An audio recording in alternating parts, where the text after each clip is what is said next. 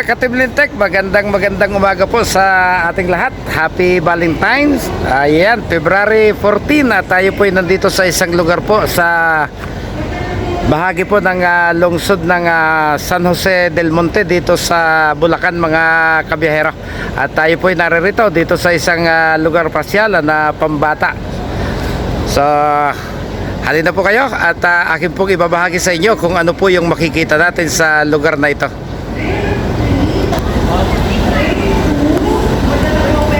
Okay, Kids Discovery Camp. Ayan, so first time din po nating nakarating sa lugar na ito. Ito po yung isang lugar pasyalang pambata. At alamin po natin kung ano rin po yung ating madidiscover, mga kabiyahero.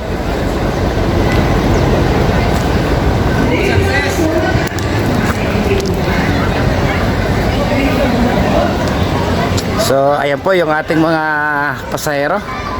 Bali 7 bus po tayong naririto. Sinundo po natin yan sa bahagi po ng Commonwealth sa Quezon City. So ayan, ito po yung ating makikita dito.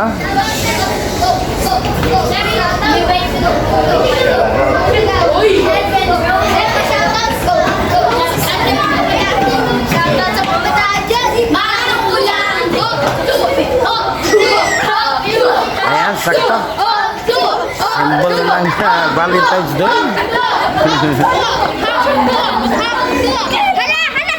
Nasa, lilipat. Dumi.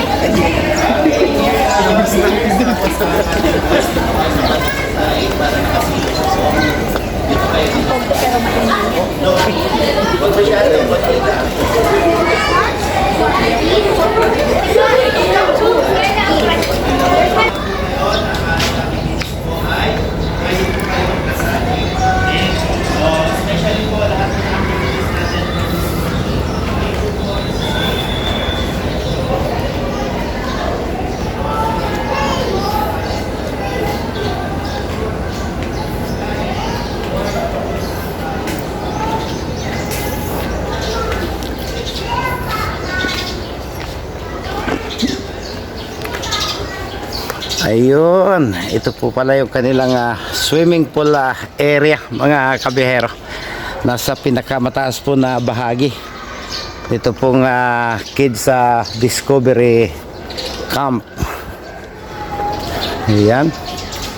So ito yung kanilang mga pinakang cottage.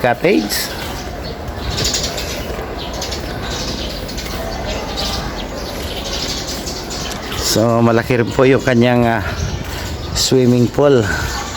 At siguro ito po ay hotel ang plano nito. Hindi pa lang po natatapos. Nakadungaw mismo dito sa swimming pool.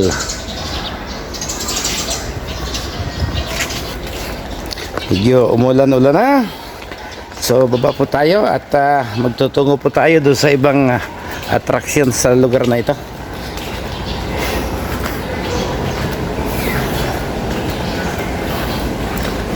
Ganda ng kanilang comfort rooms.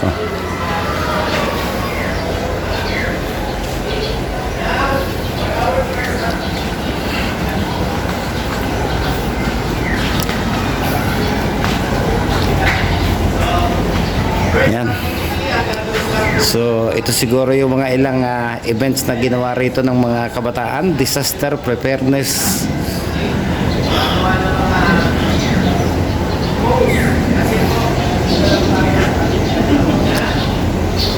Yan, meron din palang mga training dito. So, meron po silang sky bike. Meron silang transfer of victim.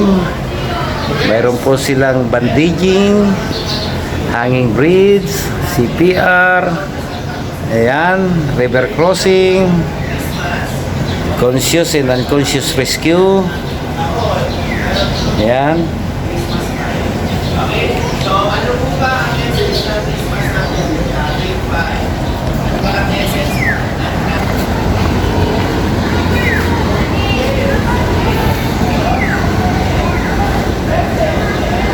laking palaka.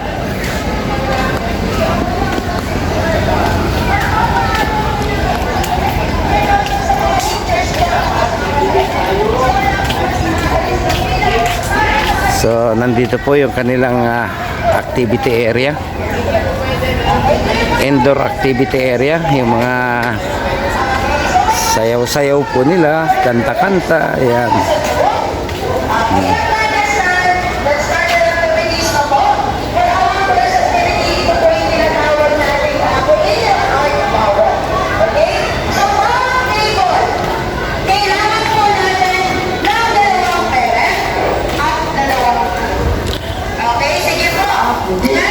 Ayan, may souvenir shops din po kapag kayo nagpunta rito. Mga stop toys.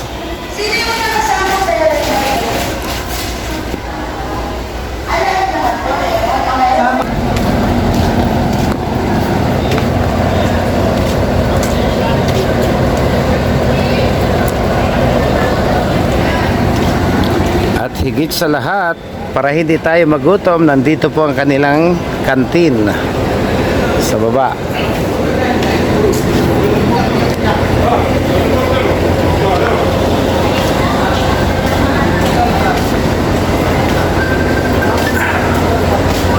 Nandito po ang ating mga kasamahan na takot magutom.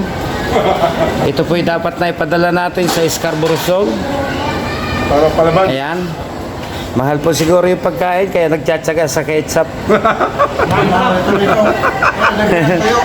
Ayan po si Driver Conde. Ayan po si Driver Pitulan. Huwag nyo lang papatulan. Ayan, may dalawa po tayong bagong kasamahan sa Gold9. Welcome sa Gold9 family. Ayan. Ito po, antigo na ito sa Gold9. Si Sammy Boy. Palagyan ng tuyo. So, mura din yung kanilang pagkain, ano? Libre ang Yung, kuyo. yung set, magkano yung isang set? 60 lang. 60, driver's meal.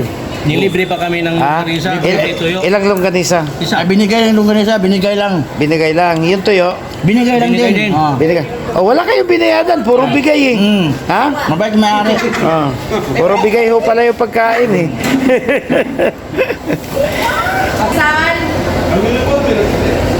Sugo, siomay on the go. So, hindi naman siya kamahalan. 15 pesos. 3 piraso. Ayan, yung Sugo Japanese siomay, 20. Sugo Chicken siomay, 12, 3 piraso.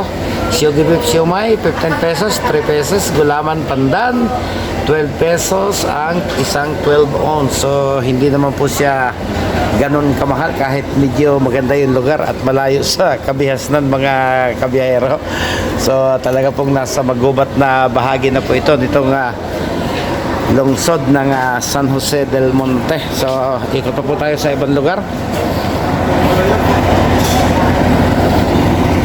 So, napakalinis. Makikita po ninyo pati yung pagtatapon ng kanilang mga bottled empty bottled waters water ay malinis.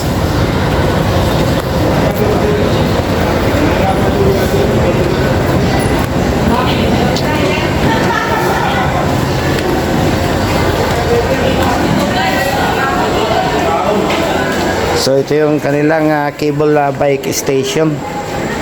So para lang sa malalakas ang loob.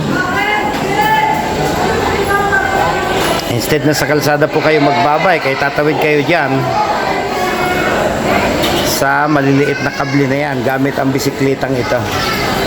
Ayan. Pero nakaharness naman po siya for safety. Ayan.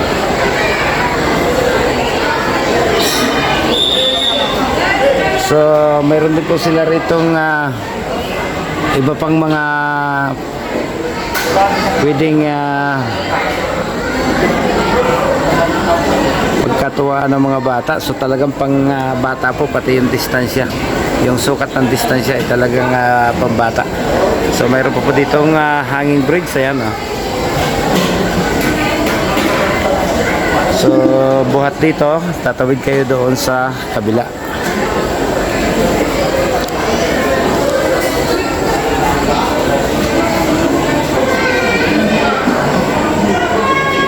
So ayan, kung makikita po natin, kung wala po tayong karanasan o hindi po natin susubukan gumamit ng bike na tumatawid po sa cable, ay safe na safe naman po siya. Kasi yung pong kanyang gulong ay nakakagat po mismo doon sa kable.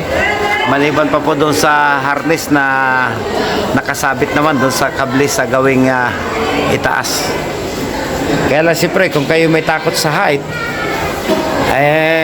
So, ito naman po yung kanilang yun ang pagdadalawang isip zipline tayo kung tayo area. may sasakay o hindi. Ayan. So, may mga nakapila na rito.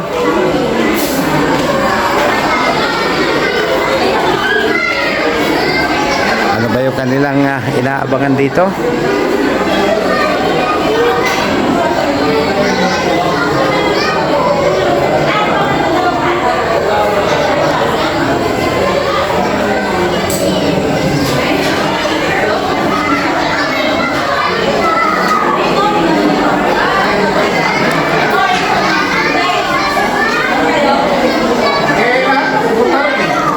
Hindi ka na babalik dito eh.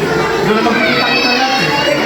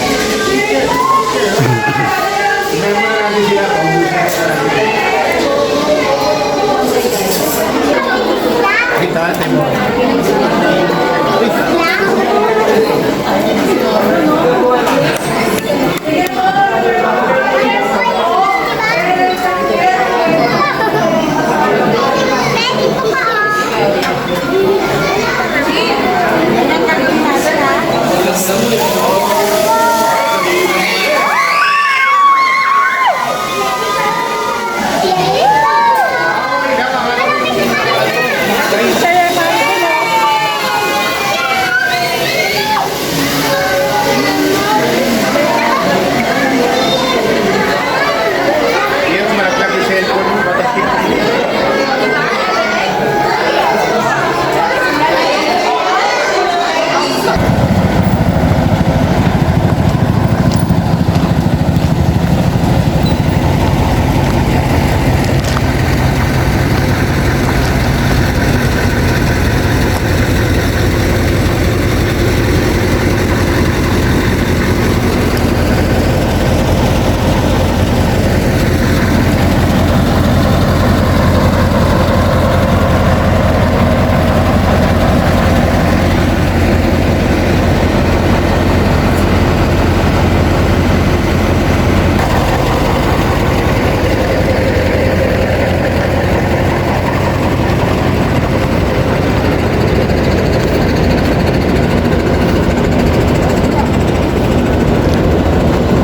So yan po yung ating mga kasamahan pagkatapos mabusog. Parang palaka, nanahimik din.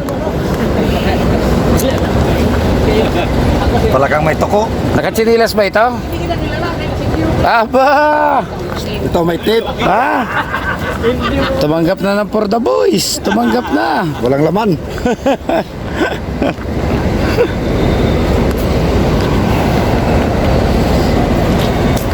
Ayaw mo magpa. Dedikit mo sa'yo doon. Baka ba, Yung kalabaw.